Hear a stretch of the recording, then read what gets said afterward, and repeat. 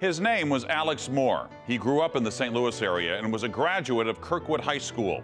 His presence was felt last night at the Peabody Opera House when his wife, Kirsten, was presented with a musical award for sportsmanship. As you're about to learn in tonight's Making a Difference report, she earned the award with courage, perseverance, and a whole lot of love. Good rebound, good rebound. At Westmont College, the women basketball players are taught to always say never. Go. Never stop working. We got to be tougher. Never stop believing. Let's bring it. Let's change it. Never give up. You're better than that. She's a coach that demands the most from you. Because it is going to take all of us. Now in her 9th year as head coach, Kirsten Moore's teams have won nearly 70% of their games. And she's closing in on 200 victories. Give me some feedback. She's always really clear about what she expects, and she's a great communicator. Westmont College is 90 minutes and decibels from Los Angeles in the heavenly hills of Santa Barbara. Kirsten fell in love with the place on her interview and later fell in love with an assistant professor. Alex was Kirsten's biggest fan and was in her corner in everything that she did. Alex Moore put the full court press on Kirsten for several years before they were finally married on campus in the spring of 2008. What I saw in him was a willingness to sacrifice himself for others. Kirsten had to sacrifice too because Alex was in and out of the hospital after being diagnosed with a gastrointestinal disorder called Crohn's disease. We joked for, the first couple of years of our marriage that we were really good at the in sickness part of our vows, and we were ready for the in health part, And the in health part was supposed to happen in the spring of 2012 when Alex underwent a successful surgery in Los Angeles. When he woke up, he insisted that Kirsten go home and get some rest. Late that night, her phone rang.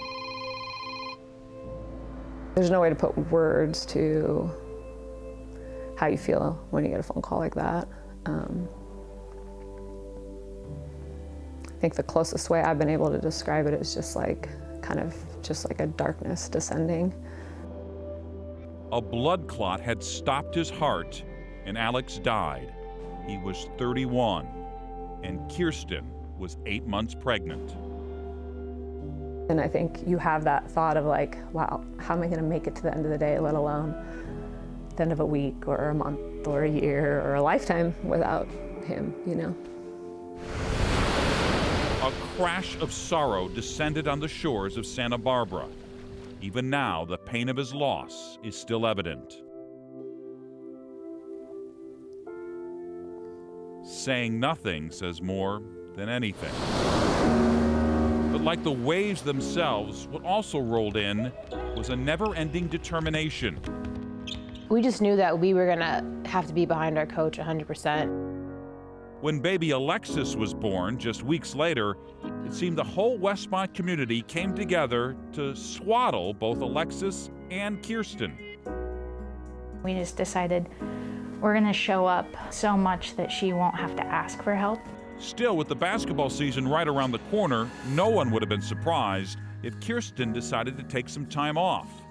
The thought never crossed her mind. It's not just what I do, it's who I am and how I'm used to do good, in the world.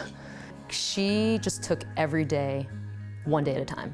And for her to be present in practice, at all our team meetings, at all of our preparation stuff was a victory in itself. Whenever she had to take care of her basketball duties, someone stepped in to take care of babysitting duties. So many people just started coming in and coming in. It's a testimony to the relationships that she's been building here in this town and on this campus for a number of years. On the court, something special was happening. I think we got a lot of joy from just being around each other. Jonatez pulls up with the three-pointer. After some initial ups and downs, the Warriors won the Golden State Athletic Conference regular season championship by going 14-0. Somehow, they were outplaying the heartbreak. That one's good. We wanted to play for her, and we wanted to play for Alexis, and more importantly, we want to play for Alex. They earned a spot in the NAIA tournament and then steamrolled their way into the national championship game. We knew that this was something bigger, that we were playing for a bigger reason. Against Westmont of California on CBS. Just before the championship game, like all head coaches, Kirsten Moore gathered her players together, but not for a pep talk. Instead, it was a chance to say thanks. Thanks for your patience. Thanks for your support. Thanks for your love. I do not care what that scoreboard says at the end. Like, we were already champions. We had already overcome. We already had the victory. And I thanked them for all that they had sacrificed along the way. The words just flowed from her heart. She cried, we cried. We had such a special moment. Jonatez, bucket, good! And 2 hours later, the tears flowed again with joy. Westmont College of California. The little team that could, did. From tragedy last May to triumph this March. Westmont beat Lee 71-65 to win their first ever national championship.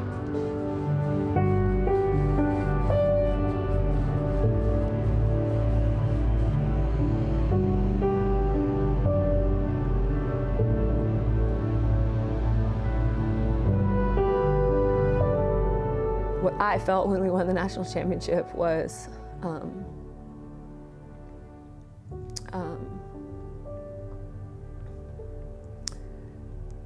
just a lot of love. I get more choked up thinking about how grateful I am for everybody than almost anything else these days. We all suffered defeats in life, but Kirsten Moore and the community at Westmont College decided not to be defeated. It truly gives all of us strength to see what she's been through, to know that you can go through incredible depths of suffering and also find incredible victory in life. Each day is still a struggle, but Kirsten and Alexis continue to push forward. Yeah! Guided by faith, memories of Alex, and the knowledge that two people were lifted by a community that came together as one. Extraordinary love can accomplish extraordinary things. Kirsten and Alexis spent the weekend with Alex's mom and dad here in St. Louis. She's heading back to California now with her Musial Award, looking forward to another winning season. A reminder, if you know of a unique story of someone making a difference, let me know by email at mbush@ksdk.com.